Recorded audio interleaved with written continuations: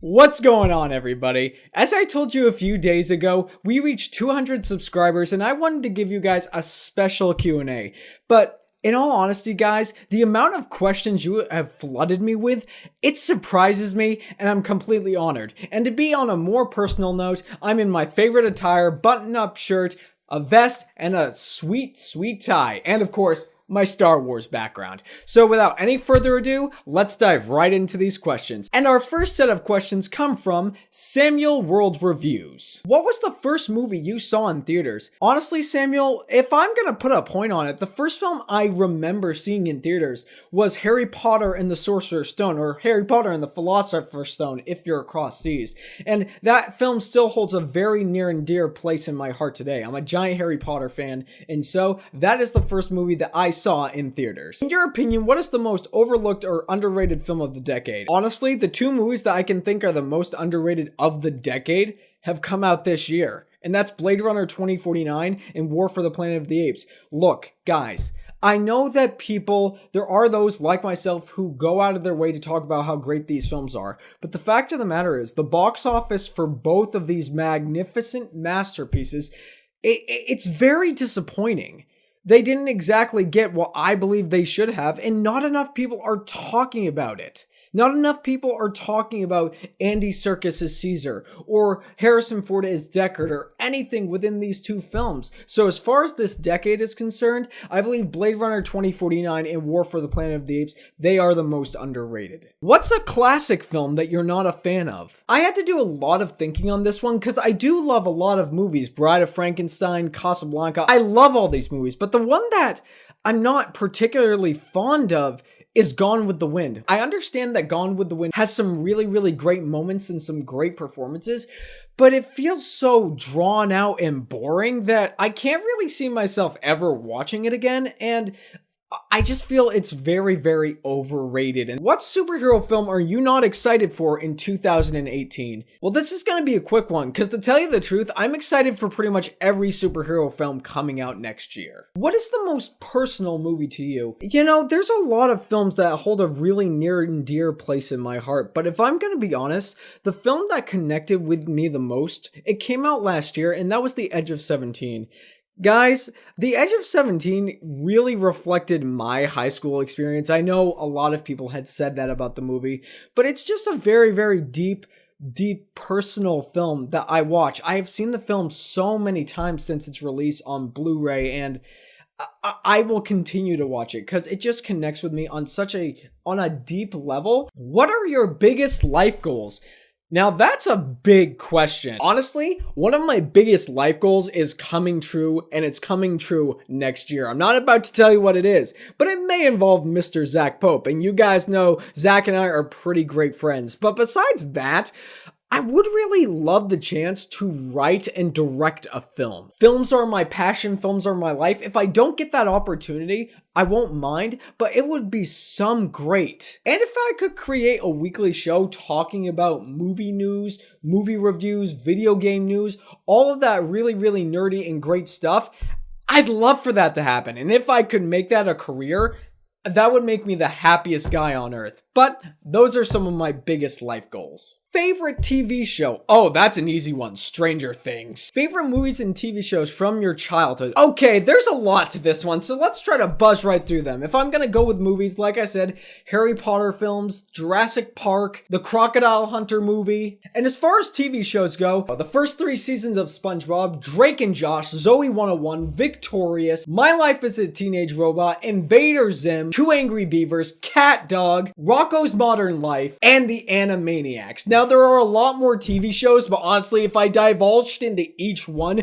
we'd be here for an hour, and I don't think we want to do that. Alright, we got 2 more questions. Next up, Sam asks, what is your favorite type of music? Honestly, I'm not picky about the kind of music that I listen to. I am a big fan of musical theater type music like the La La Land soundtrack, but I'm also a fan of music like everything on the Baby Driver soundtrack. I've had the Baby Driver soundtrack in my car since its release, and I've listened to it pretty much every single day. And finally, Sam asks, what is your favorite director of all time? Now that's a really, really good question, and I had to go back and forth on this because in my mind there are two directors that I'm extremely fond of. Number one is the most recent one I found out about, and that is Quentin Tarantino. His direction, his dialogue, everything that he does with his films is so masterfully handled. I can understand Tarantino films are not for everybody, but as a film lover and a film fan, it's great to see masterful work on screen.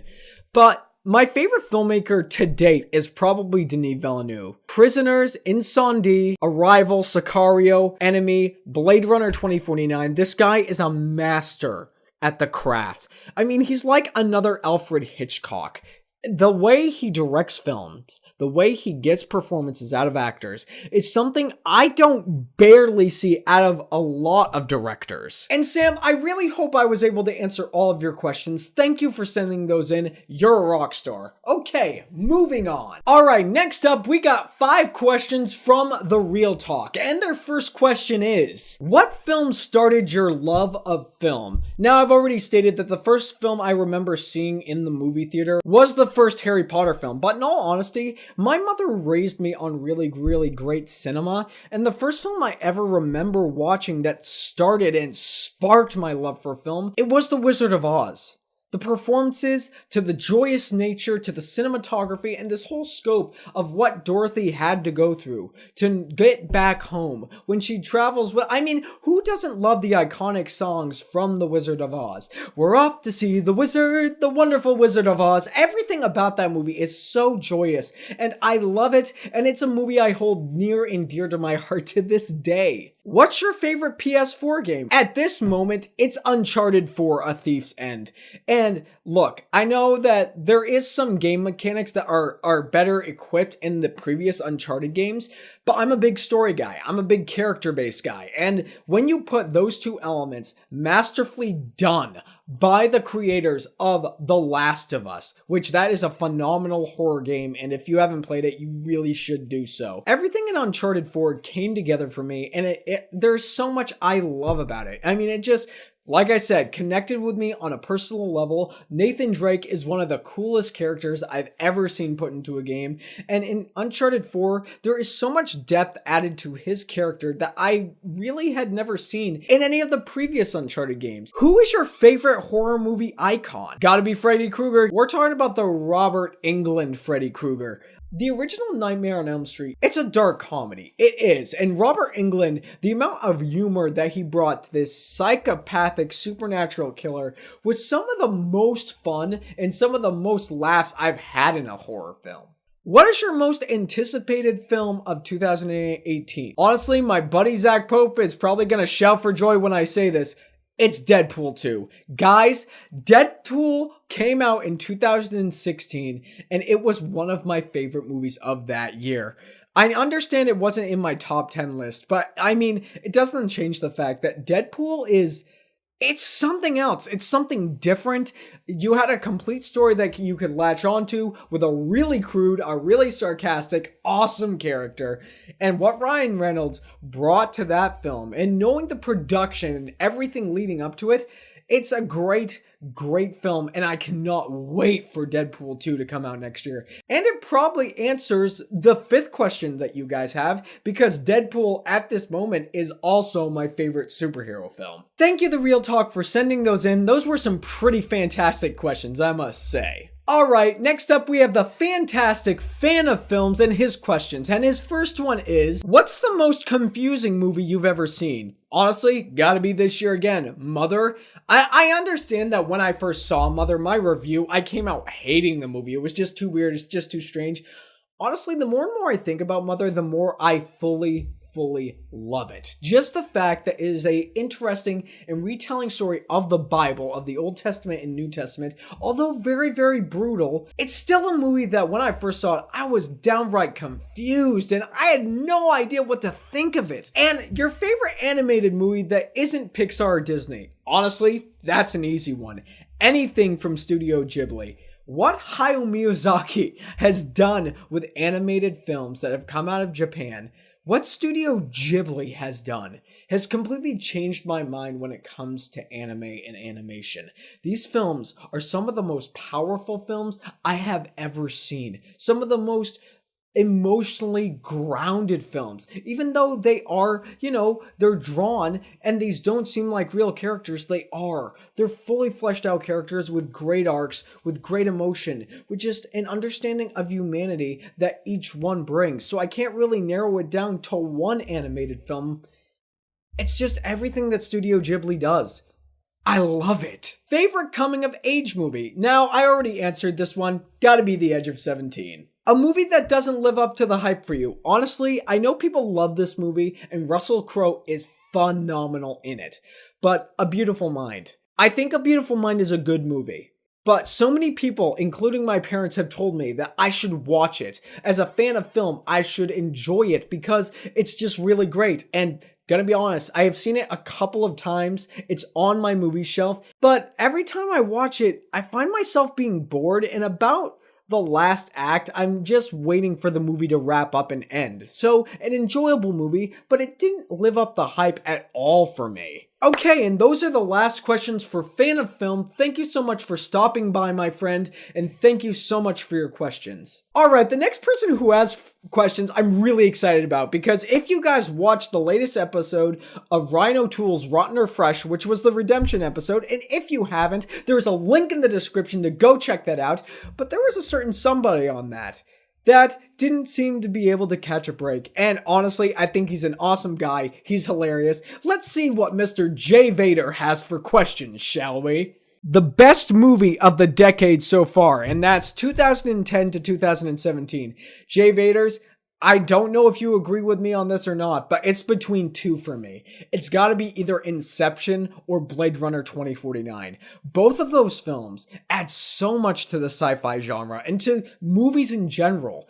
They are both masterpieces of work, and they're not just films that you have to see once. You have to see them multiple times. And I needed to see both of these films multiple times because they are films that make you think. They are films that make you look at humanity and say, this is all really, really strange. How do we move about with this? So, gotta be either Blade Runner 2040. You know what? Let's just say it's Blade Runner 2049, shall we? What's the worst movie of the decade so far? You just had to go there, didn't you, Jay? Okay, so if I'm gonna answer this question, guys, the worst movie of the decade for me, I haven't reviewed it, but it's gotta be the Emoji Movie. I saw the Emoji Movie. I did. And it's horrendous. And the reason why I believe it's the worst film of the decade is the fact that not only is it trying to rip off films like Wreck-It Ralph or the Lego Movie, the fact is the Emoji Movie isn't even a movie! The Emoji Movie is a film about product placement, and it goes on the idea of thinking that social networking theory and if you don't know what that is, it's the idea of how people interact with one another. Taking that theory and saying that, people aren't going to be able to interact with one another except through text and emojis, and they won't be able to interact with anybody face to face. The Emoji Movie is horrendous, and in my opinion, it is the worst movie of the decade. In all honesty though, Jay, thanks for asking that question. I've been waiting to talk about that movie even just briefly for a long time. Alright, moving on. Best cameo in a movie. Honestly, who's gonna forget the Wolverine cameo in X-Men First Class? Rick Lyncher. Tell Xavier. Go yourself. How great is that? Best noir film. Honestly, of this new generation, I gotta say, it's The Nice Guys. The Nice Guys is a very interesting movie. It's a noir investigation film about the porn industry in the 70s. And guys, it's another movie once again that the more I watch it, the more I love it. Shane Black has made a movie and crafted something that is truly special. And it's one of the funniest experiences I have had in a long time. And lastly, Jay just says congrats. Aw, thanks, Jay, and I hope to talk to you soon. Alright, next up, Iker Alvarez has some questions. Thank you, Iker. You're a rock star. And his first question is, what is my favorite movie? Favorite movie of all time? You guys have heard me gush about this movie over and over again. Blade Runner 2049. What's my least favorite movie? That has also come out this year. My least favorite movie has got to be The Snowman. The best way I can describe The Snowman, for any of you who haven't seen it, take the editing of Resident Evil The Final Chapter, The inconsistent story of the Emoji Movie and Transformers The Last Knight, combine them into a movie and then make something that is much, much worse. I will never watch this movie again. I don't want to see it again. I don't want it near me. Unless, if I do end up buying it on Blu-ray, I will put it on camera and I will beat it with a bat. The movie was just atrocious.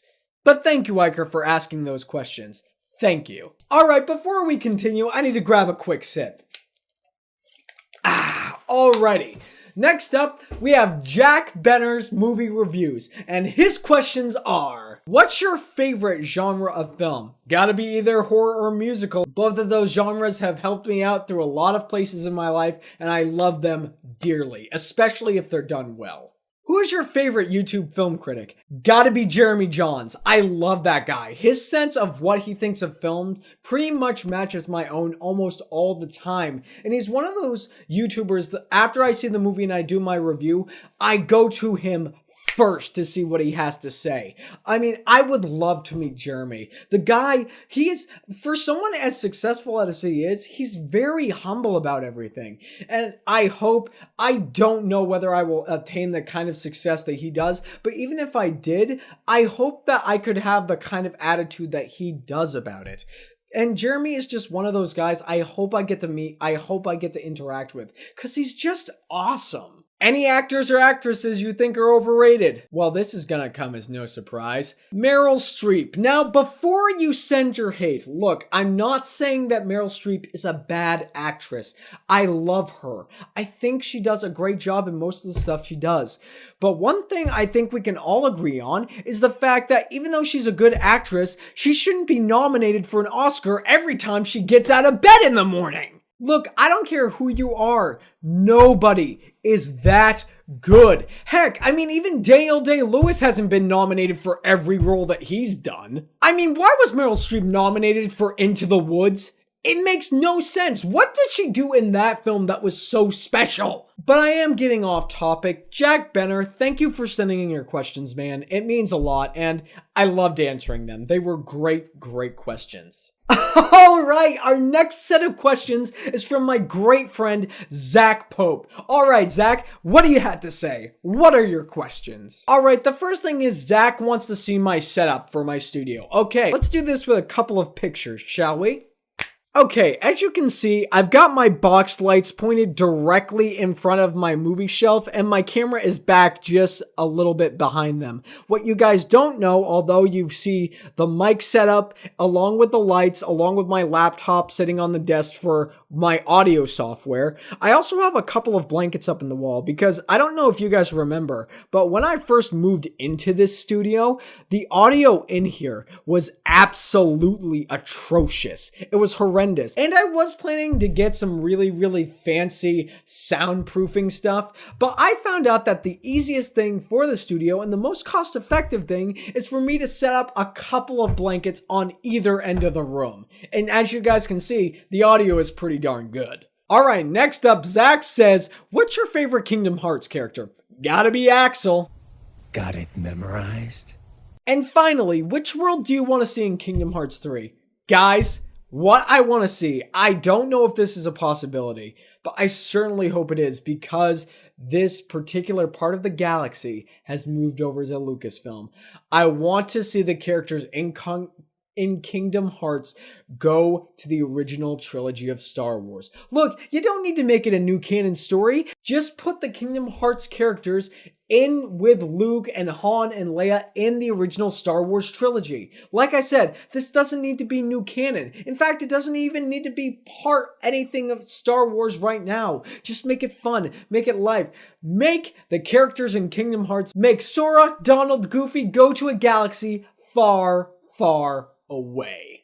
As always, Zak, you're the man. I love those questions, and I cannot wait to see what we do next. Okay, next up is Be Wise, and Be Wise, you, my friend, are the man. He sent in 14 questions. I'm gonna have to lightning round through these because there is a lot, and there's a lot more questions I need to get to. So let's start off with question number 1, shall we? What is your worst best picture? I'm not exactly sure if you meant worst picture or worst best picture, but if we're gonna go with worst best picture, it's what everybody says. It's gotta be The Room. What's your best picture? Already answered that. Blade Runner 2049. What is the worst theatrical experience you've ever had? Happened earlier this year with The Foreigner. If you guys didn't see, there was people in my theater who would not shut up no matter what I did to try to quiet them down. They kept opening their mouths, and it made me hate watching the movie. What is the best theatrical experience you've ever had? Honestly, it's gotta be It. It has to be It. The crowd was so reactionary, and everything that happened within that theater was just glorious. The movie was amazing, and I got to talk with some people about what they thought of the film and see if they were as passionate about it as I was. And even if they weren't, I got some insight as to why. Where do you live? We're getting to the personal stuff, are we now? Yeah, I live in Maine. How old are you? 21. What had you and Zak Pope meet? Well, if you know anything about the history between me and Zak Pope, we first bonded when we wanted to do a spoiler review of It. And as a lot of people say, the rest is history. Zak and I, we love collaborating. We love bringing more content to you guys. And the fact is, seeing that you guys enjoy when Zak and I interact, it means quite a lot because Zak and I, we want to keep doing these kind of collaborations in the future. So the fact that you guys react so well to what we do, it means a lot. And if you're new here and you haven't seen any of the collaborations that Zak and I have done, there's a link in the description so you can do that. I mean, we have our thoughts on modern horror. We have our thoughts on the fact that Jessica Chastain is probably going to be in It Chapter 2. We have It Chapter 2 fan casting. And our most popular video right now is the fact that Zak and I dove deep into why we thought Coco, Pixar's newest film, is so special. So I highly recommend going to check those out. What is the weirdest theatrical experience? Well, when I signed on to do this, I wanted to be 100% honest, so okay. My weirdest theatrical experience was when I went to see Thor Ragnarok. You guys all remember that obviously it's Thor Ragnarok. It's Thor, it's Chris Hemsworth, so they're gonna have a scene where he's shirtless. And this one particular scene where Thor is shirtless, there was probably a 65-year-old lady sitting right next to me. And what I hear when Chris Hemsworth is shirtless on screen is this. Okay, let's move on. Have you seen Lord of the Rings? Is that even a question? What are some of your favorite movies? On that same note as before, Lord of the Rings is definitely up there. Blade Runner 2049, I've said over and over again, that's up there. The Dark Knight, Logan, La La Land. I have a lot of favorite movies, guys. If I broke down how many I have, we'd be here all day. So let's move on. What are some of your least favorite movies? Resident Evil, The Final Chapter, Rings, The Snowman, Avatar, or I should say, The Last Airbender, because it doesn't deserve the Avatar title. What are some guilty pleasure movies? If I'm gonna be honest, it's the Scooby-Doo films. You know, the films with Freddie Prinze Jr.? Yeah, I know for a fact those movies are not good whatsoever, and they're kind of I guess they're an okay adaptation of a property that we all love. But yeah, they're not good. But I love watching them nonetheless. What movie have you seen the most in theaters and how many times? As far as a movie is concerned, the movie I remember seeing the most in theaters so far is La La Land. I saw that movie probably 5 or 6 times when it was in theaters, and I've watched it more since it's come out on Blu-ray and DVD. Just that whole idea, that whole creative aspect of, you know, working your tail off so you can build a future for yourself, so you can do what you love. It's something that personally deeply connects with me, not just as somebody who loves film, but as a theater person, as an actor, as somebody who just loves creating. It's something that I live and breathe off of. And finally, have you ever walked out of a movie? No, I've never walked out of a movie before because I feel obligated to you guys that even if a movie is really, really crap, I feel I need to sit all the way through so I can see, you know, maybe the last act of the movie is better. Maybe even the last 15 minutes of the movie will be better. For instance, Resident Evil, The Final Chapter this year, the last couple things that happened in the movie I thought were okay. But it didn't make up for everything else that happened in the movie. Resident Evil, the final chapter, is still horrendous. But you guys are amazing, and I don't want to BS you. I don't want to give you guys a review of a movie that I haven't seen, or I've only seen part of it or half of it. I am not the kind of guy who will get up and walk out of a movie theater when I know I have a responsibility to you guys. I'm just not that guy. And wow! Be wise. We got through all your questions, man. Thank you so much for sending them in. Like everybody else on here, I can't thank you enough. You're one of the reasons that makes this channel great. Thank you so much for showing up. Thank you so much for your questions. All right, let's see who we got next. Wow, we have been doing this for a while and we have gone through a ton of questions, but it means so much that you send those questions in, guys. And I'm so excited because next up for questions, we got my good buddy, Ryan OToole. First of all, I gotta give Ryan a shout out. Guys, if you have not seen his show, Rotten or Fresh, I have been in a couple of episodes. The game is intensely fun and you guys should go check him out. Now, let's see what Ryan has to say, shall we? What would you say has been your biggest accomplishment in your life? Okay, outside of the world of movies, let's take a step back. A couple of years ago, I was asked by a dear friend to help him co-direct The Lion King at a local middle school. Honestly, the production went off great. It was such a great experience. Honestly, the production went off great. The kids were so sweet and well behaved, and the production of this middle school-esque version of The Lion King, it was really, really great.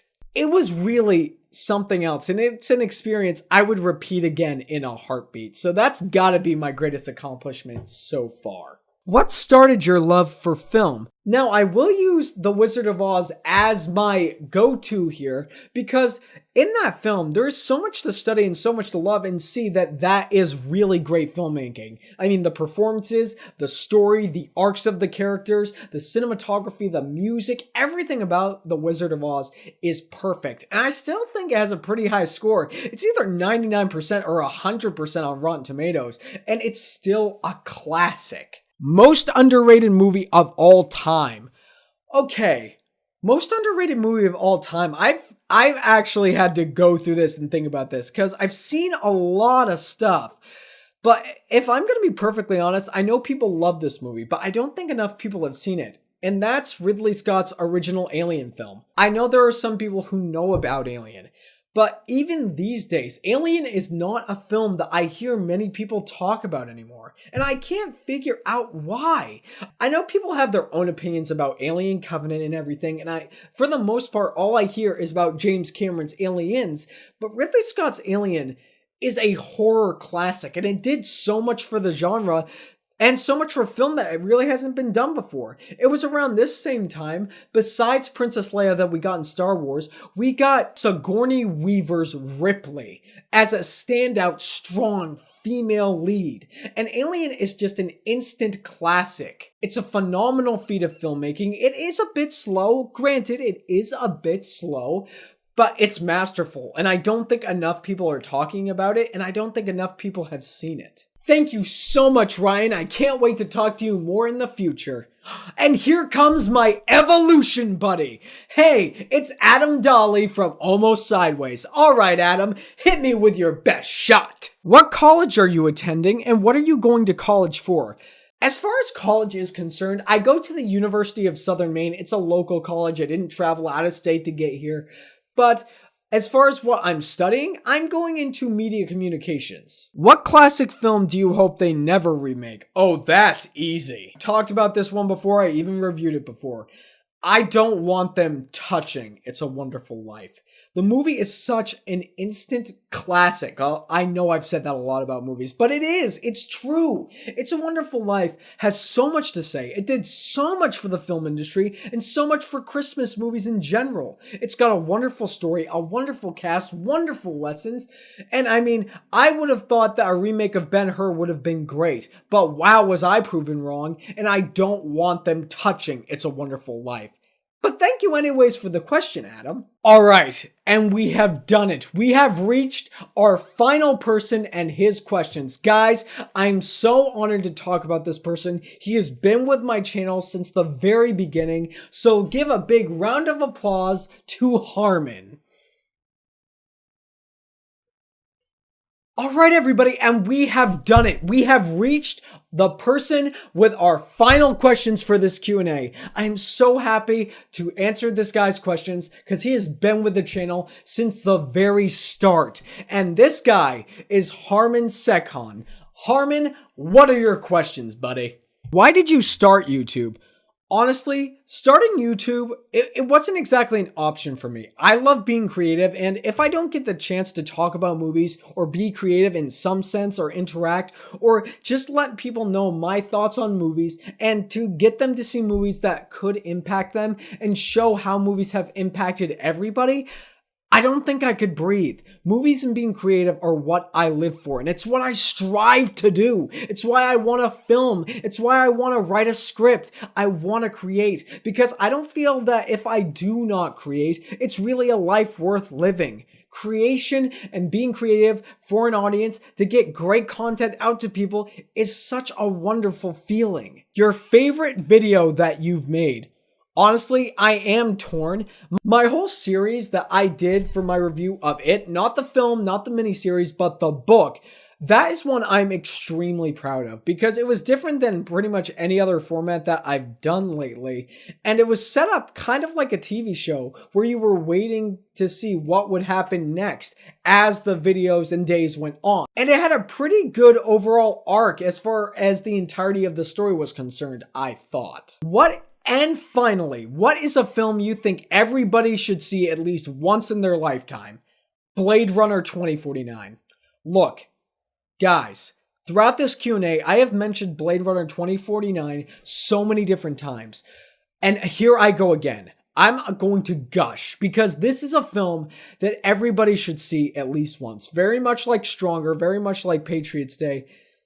This film, it's such a blessing to the sci-fi genre. It asks so many questions about humanity. Look, I enjoyed the original Blade Runner, but I think Blade Runner 2049 is something else. The film, the cinematography is groundbreaking. The performances are great. The questions that this film goes after about humanity, about what it means to be a person, about our own personal struggles. If you guys don't know, I did a whole analysis about Blade Runner 2049 and how it resembles a cycle of life. I love this movie. And although some of the content might go over everybody's heads, if people can't see it because they're too young, when you are old enough, you need to see it. It's done by a masterful filmmaker that is very much like the Hitchcock of our time. Denis Villeneuve, thank you for bringing us this fantastic film. And Harmon Sekhan, thank you so much for asking that last and truly phenomenal question. Whoa! And we got through it, everybody. We got through the entire Q&A. Now look, I understand that when I answered these questions, I probably looked like I was following some kind of a format, but it's because I didn't want to overcomplicate things. But guys, the fact that you were so willing to click on my videos, to subscribe, to listen to what I had to say, it really, really means a lot. And your questions mean so much more. Because through your questions, through your statements, through everything else that you've had to help improve this channel, it's like I say, this channel would not be as improved, there wouldn't be as much growth, and I wouldn't be excited to talk with as many of you if it wasn't for you coming here, seeing my videos, giving your input about how I could make my videos better. I don't mind at all sharing any personal stuff with you guys. I love being open. I love being honest with you. And this Q&A has really been eye-opening. It just shows me how great of a community we truly have. I understand that I've seen the community and it is great. I don't think I realized how much of an impact it would have on me though. The community, this family that we've sort of built on this channel, it brings such joy to me and brings such a big smile to my face. It just feels like we're all just one big happy family together, conversing with each other, having fun, talking about movies, and getting lessons that movies can teach us. And if you're new here, don't be afraid to tap that subscribe button and tap the bell notification so you can get more content. If you stayed this long throughout the entirety of this really, really long video, thank you. That means a lot. And I'm more than happy, if you have any more questions, guys, I am more than happy to answer any questions that you have in all of the comments down below. And it'd be a little strange to have a question at the end of this video, so I'm just gonna say, guys, thank you so much. Whatever comments you want to leave at the bottom of this video, go for it. You know I will get to you. You know I will interact with you, because that's what makes this community great. This community, this fray of nerds that love cinema. You all have a fantastic day.